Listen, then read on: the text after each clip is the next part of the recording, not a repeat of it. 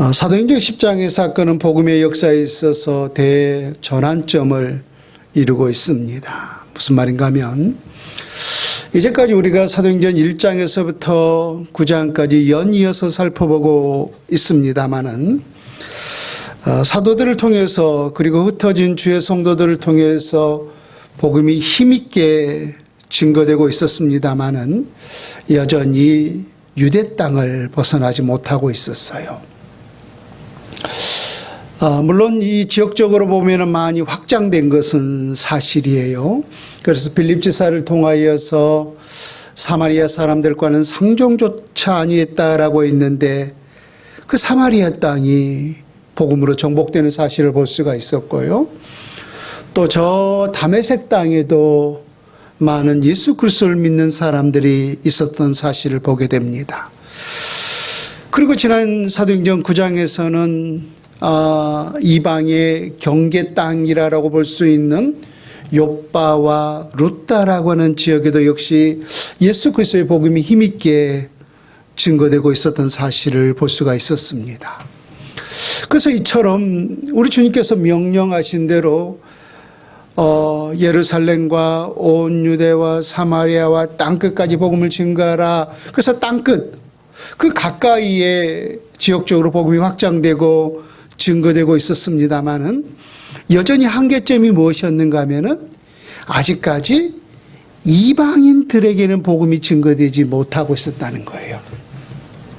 그래서 그 지역적으로 확장되는 것은 유대인 출신들에게 예수 그리스도의 복음이 증거되었던 것이지 순수 이방인에게는 아직까지 예수 그리스도의 복음이 믿게 증거되지 못하고 있었다라고 하는 거예요.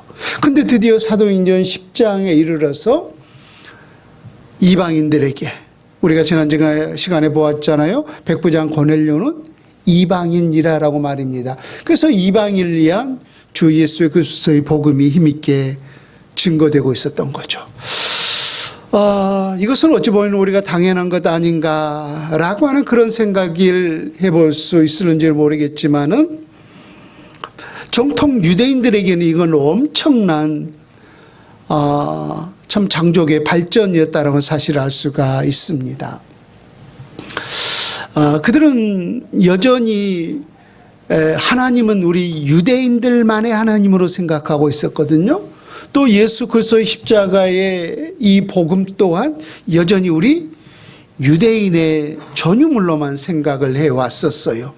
그런데 이 사도행전 10장을 통해서 하나님이 우리 유대인들의 하나님도 되지만은 저 이방인들의 하나님도 될 수가 있구나.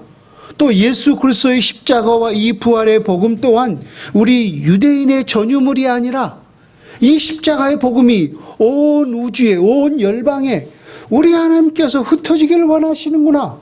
이런 사실들을 특별히 오늘 사도 베드로가 깨닫게 되었던 거예요. 그래서 사도행전 10장을 통하여서 이제까지 예수 그리스도의 복음은 지역적으로는 조금씩 확장될 수 있었지만은 여전히 유대인 안에만 갇혀 있었는데 이제 사도행전 10장을 기점으로 인하여서 이 복음이 이방인들에게도 지금 넘나들고 있었다라고 하는 것입니다.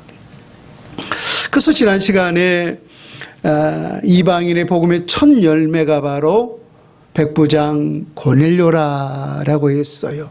그래서 여기서 우리가 먼저 인지해야 될 것이 뭐냐면은 백부장 고넬료는 유대인들의 입장에서는 철저한 이방인이었다라고 하는 거예요. 그런데 그 이방인이 신실하게 하나님을 경외하고 있었는데 그 신앙에 대해서 지난 시간에 세 가지로 소개하고 있었어요. 첫 번째는 온 지방과 더불어서 하나님을 경외하는 사람이었다. 두 번째는 백성을 많이 구제하는 삶을 살고 있었다라고 했어요.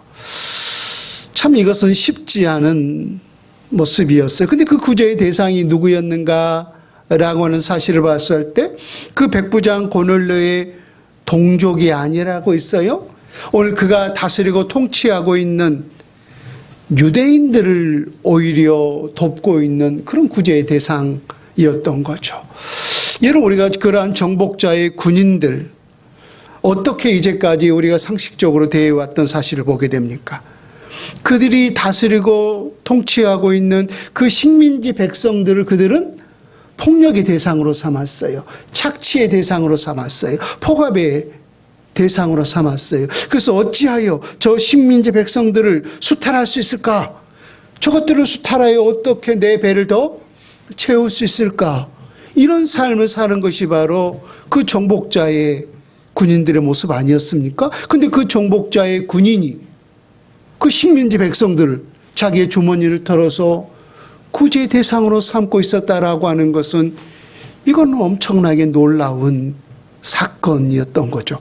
그래서 지난 22절인가요? 2절에 보면은 그들이 대답하되 백부장 고넬료는 의인이요 하나님을 경외하는 사람이라 유대 온 족속이 칭찬하더니, 아니 정복자의 군인을 식민지 그 백성들이 칭찬하는 게 쉬운 일이 아니잖아요. 그러니까 그들에게 얼마나 호의적으로 대했길래, 얼마나 많은 구제들을 그가 일삼았기에 늘 피해의식을 살고 있었던 그 식민지 백성들을, 정복자의 군인을 칭찬할 수가 있었는가 라고 하는 사실을 보았을 때 참 진심으로 그는 그 식민지 백성들을 구제하는 삶을 살았다라고 하는 사실을 볼 수가 있습니다. 세 번째, 고넬료의 신앙은 항상 하나님께 기도하는 삶을 살았다라고 했어요. 기도는 영적인 주파수와 같다라고 했습니다. 우리가 다양한 방송을 청취하기 위해서는 반드시 그 송출되는 주파수가 일치해야만이 그 방송을 우리가 들을 수가 있듯이 하나님의 음성도 마찬가지예요.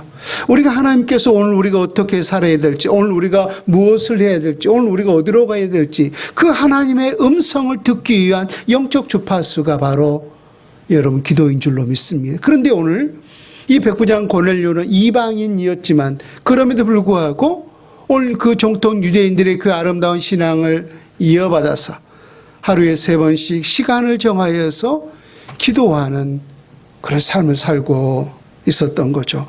특별히 오늘 하나님께서 고넬료에게 저 요바에 있는 베드로를 초청하라 라고 하는 그 음성을 들었는데 어떤 계기로 인하여서 그런 음성을 듣게 됐습니까? 그가 기도하는 시간에, 그가 하나님께 기도하다가 그 하나님의 음성을 듣고 저 요바에 있는 베드로를 초청하라 라고 하는 그 하나님의 음성을 듣게 되었던 것입니다. 다시 고넬료의 신앙을 우리가 정리하자면은 첫 번째, 온 가족과 그는 하나님을, 온 가족과 더불어서 하나님을 경외했었고, 두 번째는 정복자의 군인이었음에도 불구하고 자기의 주머니를 털어서 그 식민지 백성들을 구제하는 삶을 살았어요. 또 무엇보다 늘 깨어 있어서 하나님 앞에 시간을 정하여서 기도하는 삶을 살고 있었던 거죠. 우리가 외적으로 보면 참 너무나도 부럽고 완벽한 그러한 신앙인처럼 보였지만은 그럼에도 이 사람에게 딱 한 가지 부족한 것이 있었어요. 어쩌면 그것이 가장 중요한 부분이었어요. 그것이 뭐냐면은 그 안에 예수 생명이 없었다라고 하는 거예요. 여러분, 우리가 예수 없는 믿음은 상상할 수 없는 거죠. 우리가 예수 없는 기도 또한 상상할 수 없는 거예요. 우리 안에 우리가 무엇을 한들 우리가 반드시 우리 하나님께서, 예수님께서 스스로 밝혀주셨듯이 나를 통하지 않고서는 내 아버지께로 올 자가 없느니라 라고 했어요. 그래서 실제적으로 우리 신앙의 전부는 여러분 예수 그리스도인 줄로 믿습니다. 근데 오늘 이 백부장 고넬료는 외적으로 보면은 이러한 유대인들이 가지고 있는 아름다운 이 종교적 신앙은 있었지만은 예수 생명이 없었던 거예요. 그래서 그것을 저는 지난 시간에 안고 없는 찐빵과 같은 신앙이었다라고 했습니다. 그래서 우리 하나님께서 그러한 아름다운 신앙의 모습들을, 외적으로 아름다운 그러한 신앙의 모습을 보시면서 안타까워서 오늘 그 안에 예수 생명을 부여해 주기 위하여서 기도 시간에 고넬료야 고넬료야 저 요바에 있는 베드로를 초청해라. 그렇죠? 그 초청한 이유가 뭐라고요? 그 베드로를 통하여서 그 안에 예수 생명을 부여해 주기 위해서 말입니다. 이것이 지난 시간의 내용이었고요. 이어지는 오늘 본문에서는 고넬료의 초청을 받은 베드로의 반응을 소개하고 있습니다. 왜 우리 하나님께서 오늘 베드로에게 나중에 우리가 이 내용을 보겠지만 이와 같은 환상을 줄 수밖에 없었는가 하는 거예요. 우리 하나님께서 베드로에게 이 환상을 주신 이유가 있어요. 그 내용을 잠시 설명을 드리자면은 시작하는 즈음에도 여러분들에게 말씀을 드린 기억이 있습니다만은 유대인들에게는 어떤 생각이 있다라고 했어요. 하나님은 우리 유대인들만의 하나님, 예수 그리스도의 십자가 복음 또한 우리 유대인의 전유물로 생각을 했었던 거예요. 그런데 오늘 베드로 역시 어디 출신이에요? 헬라 이방인 출신이 아니라 정통 유대인 출신이었단 말입니다. 여러분 특별히 28절을 한번 보세요. 사도행전 10장 28절을 보면은 이르되 유대인으로서 이방인과 교제하며 가까이 하는 것이 이법인 줄을 너희도 알거니와. 이거 누가 하는 말이에요? 베드로가 하는 말이에요.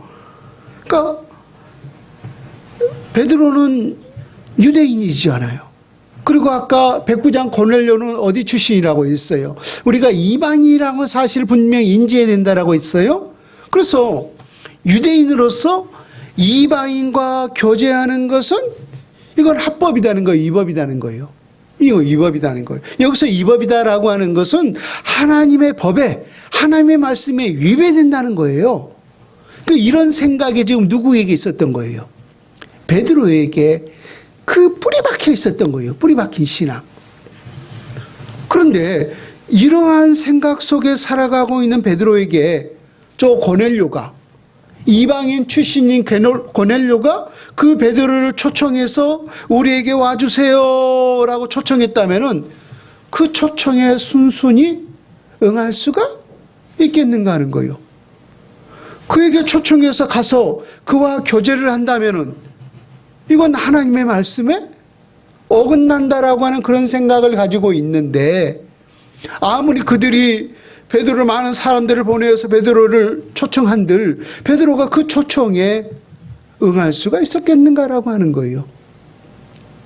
그래서 우리 하나님께서 무엇보다 베드로의 그런 잘못된 신앙을 알고 있었기 때문에 그 잘못된 신앙을 깨뜨리기 위해서 오늘 본문의 이와 같은 환상을 주고 계셨던 것입니다.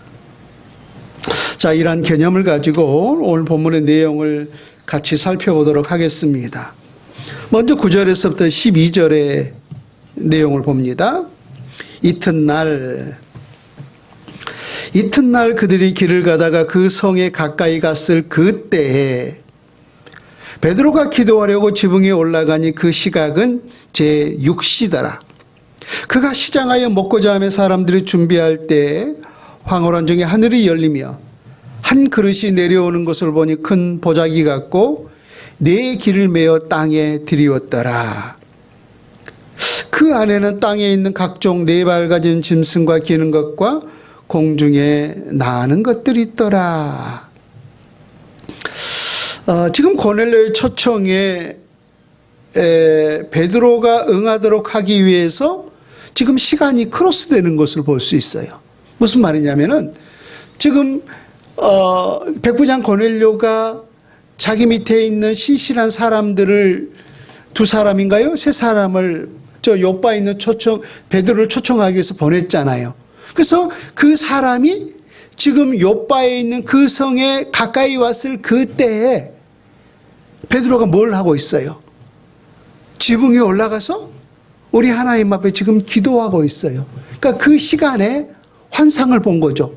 그래서 그 사람들이 그 성에 오는 그 시간과 베드로가 기도하는 그 시간이 지금 겹치고 있었던 거죠. 그러니까 왜 우리 하나님께서 베드로에게 이 환상을 보여준 이유가 무엇인가 라고 하는 사실을 깨닫도록 하기 위해서 지금 그 시간이 겹치고 있는 사실을 보게 됐죠. 그리고 그 당시 정황을 설명해 주고 있는데 그 시각은 제 6시더라라고 했어요. 오늘날의 시간으로 환상하면은 지금 낮 12시, 즉 정오쯤 되었던 거죠. 자료에 따르면 유대인들은 보통 하루에 2끼의 식사를 했던 것 같습니다. 지금은 우리가 잘 사는 나라가 되어서 하루에 3끼의 식사를 하고 있습니다만은 그 당시 유대인들은 보통 아침 10시에 아점을 먹고 또 오후 한 5시쯤 점저를 먹고 그렇게 하루에 2끼의 식사를 했는데 그러고 본다면은 지금 시각은 제 6시더라. 그러니까 한 12시 되었어요. 그리고 오늘 본문에 보면은 많은 사람들이 베드로를 위해서 식사를 준비하고 있었고 또 베드로가 시장하더라라고 하는 그런 내용을 보았을 때 베드로는 지금 10시가 12시가 넘었음에도 불구하고 보통 10시에 식사를 하는데 아직까지 아침 식사를 하지 못한 상태였던 거죠. 그래서 매우 시장한 그런 상태에 있는데 그러니까 육신적으로 보면은 지금 뭔가 막 땡기는 그런 시간이잖아요. 특별히 남자들은 배가 고프면은 화가 나요. 화가 나. 근데 지금 베드로가 배가 고파서 화가 날 그런 시간이었어요. 그런 상태에서 지금 환상을 보았는데 11절을 다시 보세요.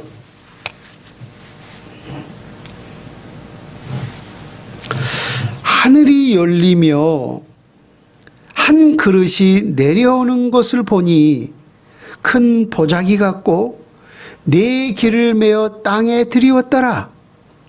그 안에는 땅에 있는 각종 네 발 가진 짐승과 기는 것과 공중에 나는 것들이 들어있더라. 지금 다시 그 상황을 설명하자면 지금 지붕에 옥상에 올라가서 시간을 정해서 지금 하나님 앞에 기도하는 중에 있는데 하늘의 한 상을 하나님께서 보여줬어요. 그래서 하늘에서 보자기 같은 것들이 네 귀에 묶여 있고 그 안에 뭐가 들은 거예요? 음식이 가득 들어있는 거예요. 아까 말했듯이 지금 베드로는 보통 10시에 식사를 하는데 12시가 넘었음에도 불구하고 식사를 하지 못했기 때문에 육신적으로 본다고 배가 고픈 그러한 때 아닙니까? 근데 그런 시간에 그 보자기 안에 음식이 가득 담겨 있는 거예요. 근데 어떤 음식이었느냐면은 그 안에는 땅에 있는 각종 네 발 가진 짐승과 기는 것과 공중에 나는 것들이 있더라라고 있어요. 이것이 눈으로 보는 첫 번째 환상이었다면은 두 번째는 소리에 대한 환상이었어요. 이어지는 13절과 14절을 보세요. 또 소리가 있으되 베드로야 일어나 잡아먹으라 하거늘 베드로가 이르되 주여 그럴 수 없나이다. 속되고 깨끗하지 아니한 것은 내가 결코 먹지 아니하였나이다 한데 지금 배가 고파 죽겠는데 음식이 가득 담겨 있는 그 고기들을 본 거예요. 근데 우리 하나님께서 두 번째 음성 이것을 잡아 먹으라는 거예요. 내가 너에게 준 것이니까 먹으라는 거예요. 그저 베드로가 답하기를 주여 그럴 수 없나이다. 속되고 깨끗이 아니한 것을 내가 결코 먹을 수 없나이다 라고 했던 거예요. 왜 베드로는 우리 하나님께서 이 환상을 통해서 주신 것을 먹을 수 없다라고 했을까요? 이것은 베드로의 유대교적인 철저한 신앙 때문이었어요. 여러분 레위기 11장을 한번 가보세요. 제가 찾을 거는 생각을 하지 않았는데 레위기 11장을 한번 가보세요. 구약성경 160페이지 여간에 있습니다. 160페이지 어간에 보면 레위기 11장에 여러분 제목이 위에 붙여져 있을 거예요. 정한 짐승과 부정한 짐승. 그래서 1절부터 읽어보면은 여호와께서 모세와 아론에게 말씀하여 이르시되 이스라엘 자손에게 말하여 이르라. 육지의 모든 짐승 중 너희가 먹을 만한 생물은 이러하니 모든 짐승 중 굽이 갈라져 쪽발이 되고 새김질하는 것은 너희가 먹되 새김질하는 것이나 굽이 갈라진 짐승 중에도 너희가 먹지 못할 것은 이러하니. 그러니까 그들은 돼지고기 먹을 수 있어요, 없어요? 그들은 돼지고기 안 먹잖아요. 그 할렐 음식이라고 우리가 그 수출하는 거 보면은 라면 같은데 돼지고기 빼죠. 왜 그들이 빼요? 그들은 굽은 갈라졌잖아요. 굽은 갈라졌는데 뭘 못해요, 그들이? 새김질을 하지 못해요. 그래서 그 정통 유대인들에게 돼지고기는 부정한 음식이었던 거예요. 그러니까 레위기 11장에 보면 쫙 이 내용이 지금 기록이 되어 있어요. 그래서 정한 음식, 부정한 음식, 어떤 것은 먹고 어떤 것은 먹지 말아야 된다. 근데 아까 말했듯이 우리가 베드로는 정통 유대인이라고 있잖아요. 그래서 이 레위기의 말씀을 지켜왔단 말입니다. 근데 지금 이 보자기 안에 든 각종 이 모든 짐승들, 베드로가 보기에 어떤 음식이 그 안에 들어있었던 거예요. 레위기에서 먹지 말라라고 우리 주님께서 엄히 율법에 명하였던 그 부정한 음식들이 그곳에 들어와 있었던 거예요. 그래서 내가 이제까지 정한 음식은 먹고 부정한 음식은 먹지 않은 그런 율법을 지켜왔는데 하나님이 이 속에 이 부정하지 못한 깨끗하지 못한 이 음식이 들어있는데 내 신앙 양심상 결코 먹을 수 없나이다. 하나님이 먹으라고 했는데 먹을 수 없다라고 말한 거예요, 베드로가. 15절을 보세요. 그러자 두 번째 음성이 들려왔는데 15절에 다시금 사도행전 10장 15절로 와서 또 두 번째 소리가 있으되 하나님께서 깨끗하게 하신 것을 내가 속되다 하지 말라 하더라 라고 했어요. 분명히 구약의 율법에는 이것은 부정한 음식이었다는 거예요. 그런데 이제 와서 하나님이 이것은 깨끗하게 했다는 거예요. 분명히 그 음식이 구약에서는 아까 우리가 돼지고기를 예로 들었는데 그 돼지고기는 구약에서 부정한 음식이기 때문에 깨끗하지 못한 음식이기 때문에 먹을 수 없었어요. 근데 이제는 이 돼지고기는 이건 하나님이 정한 음식, 하나님 이것을 깨끗하게 하셨으니까 너 이거 먹으라는 거예요.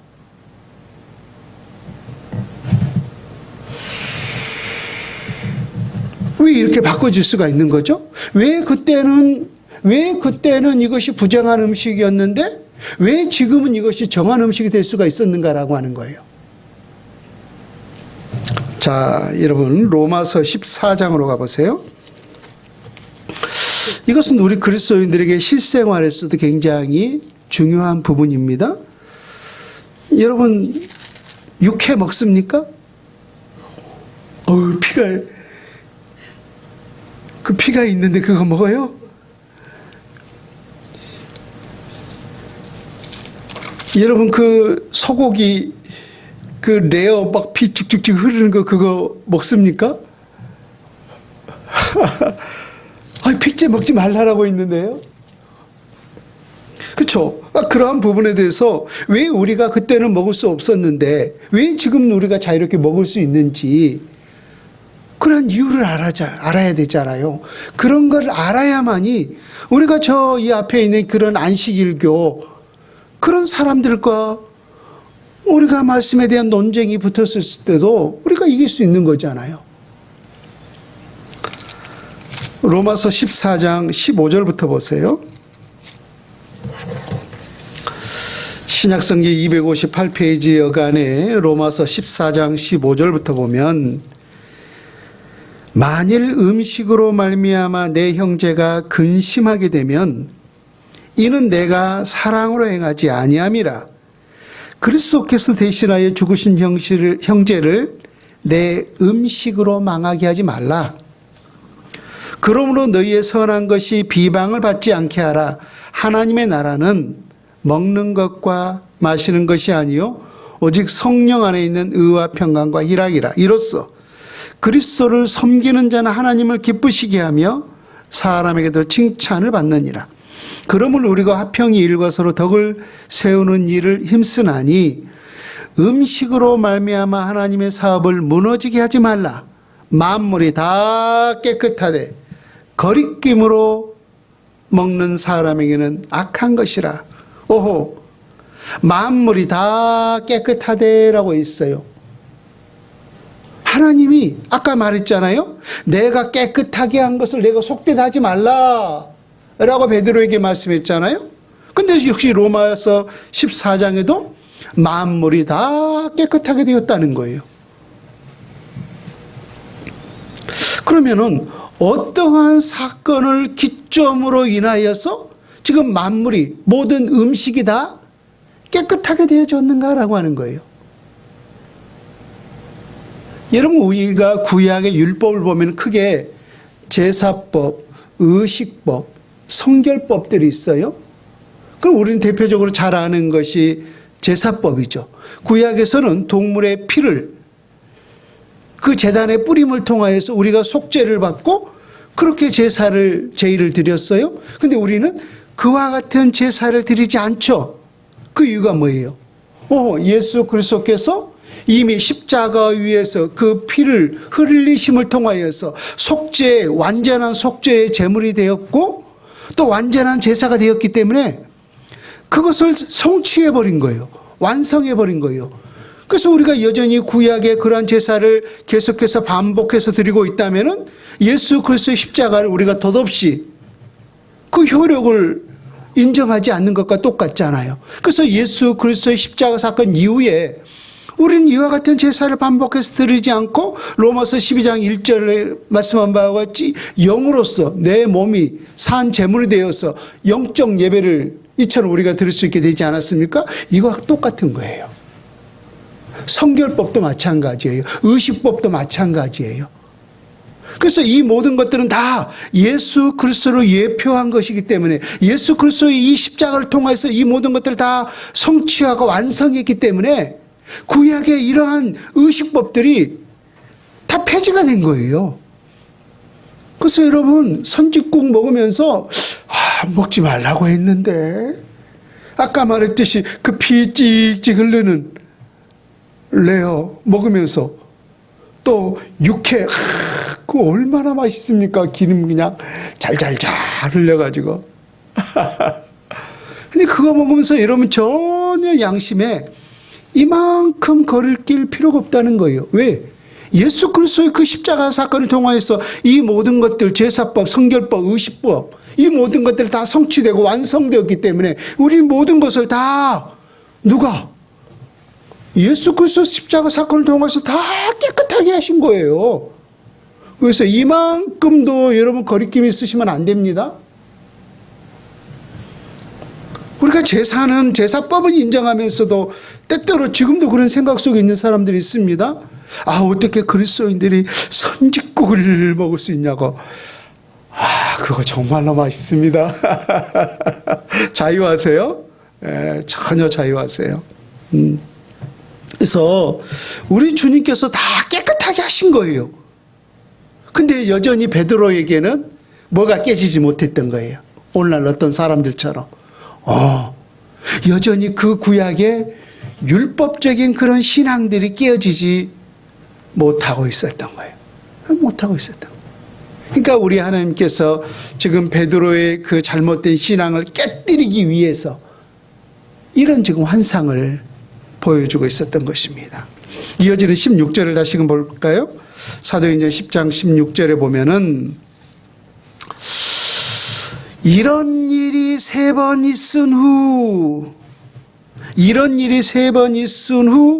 그 그릇이 곧 하늘로 올려져 가니라 라고 있어요. 여기서 세 번 있었다는 것은 이와 같은 환상이 몇 번 반복해서 일어났다는 거예요. 세 번 반복해서 일어났다는 거예요. 참 베드로에게 세 번은 참 의미가 있죠. 베드로야, 내가 나를 사랑하느냐? 몇 번 물으셨어요? 네, 세 번 반복해서 물으셨죠. 또 그런 세 번이나 부인했었잖아요. 그래서 이 세 번이라고 하는 것은 그 일이 확정되었다는 거예요. 이건 변화될 어떤 요소가 있는 것이 아니라 이미 우리 하나님께 이것은 확정했다는 거예요. 그래서 반드시 이것은 먹어도 되고 안 먹어도 되가 아니라 이미 우리 하나님께서 깨끗하게 하셨기 때문에 구약에서 너는 이것이 부정하다라고 생각했다 할지라도 예수 그리스도의 십자가 사건 이후에 너는 이것을 하나님이 이미 깨끗하게 하셨으니 너는 얼마든지 그것을 자유롭게 먹을 수 있다. 이것은 이미 누가? 하나님이 확정시킨 일이라고 하는 거예요. 세 번 있었다라고 하는 것은. 또 한 가지. 지금 베드로에게 보여줬던 이 음식에 대한 환상이 단지 음식에 대한 환상이었는가? 아니면은 이 음식을 통하여서 실상은 이방인을 상징하고 있었는가라고 하는 거예요. 보세요. 아까 베드로가 이방인에 대해서 교제하는 것이 합법하다고 했어요? 위법하다고 했어요? 위법하다라고 했잖아요.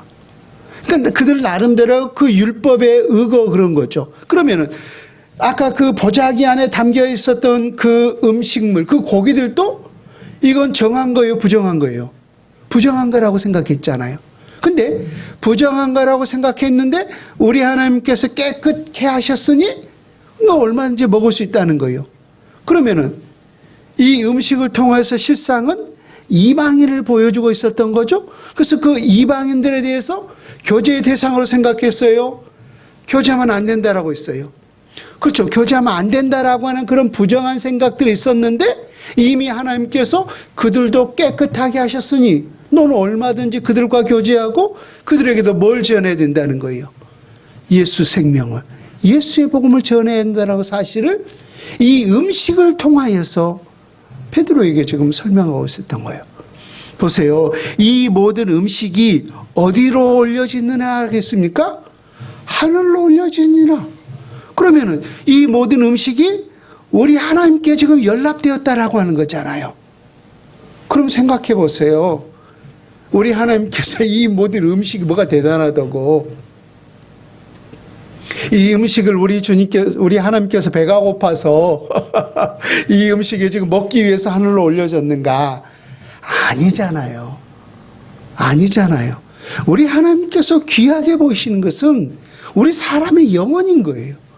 그래서 그 영혼이 예수 생명을 담는 그릇이라면은 그가 유대인이라 할지라도 그가 이방인이라 할지라도 그러니까 저 아프리카 사람이라 할지라도 민족에 상관없이 인종에 상관없이 누구를 담는 그릇이 될 수 있다면은 예수를 담는 그릇이 될 수 있다면은 누구라도 다 우리 하나님 앞에 연락될 수 있다는 사실을 지금 이 환상을 통하여서 설명하고 있었던 거예요. 그러니까 그 내용을 오늘 지금 다 설명할 수 없지만은 이후에 이어지는 그 본문의 내용을 보게 되면은 베드로가 이것을 깨달은 거예요. 아, 하나님이 이것을 말씀하고 있었구나. 이 음식을 말하고자 하는 것이 아니라 지금 이 음식을 통해서 그 생각을 깨뜨림을 통하여서 진짜로 말하고 싶었던 대상은 부정하게 생각하고 있는 그 이방인들이었구나. 이방인을 초청하고 그 이방인들에게 주 예수의 복음을 전하기를 원하셨구나 라고 하는 사실을 베드로가 명확히 지금 깨달았던 것입니다. 여러분, 복음에는 결단코 차별이 없는 줄로 믿습니다. 사도 바울이 고린도에서 헬라인이나 이방인이나 유대인이나 뭐 어떤 사람에게도 차별이 없이 복음을 전해야 한다라고 했듯이 마찬가지입니다. 우리 주님께서 그 차별성을 가지고 있었던 이 정통 유대인 베드로의 그 잘못된 신앙을 깨뜨리고 베드로를 통하여서 이방인 고넬료에게 복음을 전하고 고넬료뿐만 아니라 그의 온 가족에게 또 나아가서 온 열방에게 주 예수의 복음을 증거하기 위하여서 오늘 베드로에게 이와 같은 환상을 주고 있었던 것입니다. 여러분, 우리에게 있어서 복음의 대상은 결코 차별이 있어서는 안 됩니다. 헬라인이나 유대인이나 이방인의 차별이 없다 했듯이 우리 또한 어떤 민족에게 어떤 인종에게도 차별 없이 주 예수의 복음을 전해야 할 사명이 우리에게 주어졌는 줄로 믿습니다. 어제부터 이제 이번 주 수요일까지 우리가 연휴가 시작되고 있는데 우리 유대인들에게 있어서 유월절이라고 하는 가장 큰 명절이 있었듯이 우리 한국 사람에게서도 가장 큰 명절이 바로 이 설날이 아닌가 싶습니다. 그러니까 새해의 시작이잖아요. 유대인들도 그 유월절을 갖다가 새해 시작으로 삼았어요. 그래서 우리 민족도 음력 1월 1일을 새해 시작으로 삼고 있죠. 그래서 혹여라도 우리가 한 해 동안 이 해를 시작함에 있어서 놓치고 있었던 그런 부분들이 있다면은 신앙적으로 다시금 다잡는 시간 될 수 있기를 바라겠고, 또 특별히 우리가 가족을 만날 수 있는 좋은 시간 아닙니까? 이런 시간을 통하여서 우리 모두가 복음의 빚진 자임을 깨닫고 또 희생과 헌신을 통하여서 또 예수 사랑을 통하여서 우리 온 가족이 복음으로 화합하고 하나 될 수 있는 그런 아름다운 명절이 될 수 있기를 주 예수님의 이름으로 축원을 드립니다. 아멘.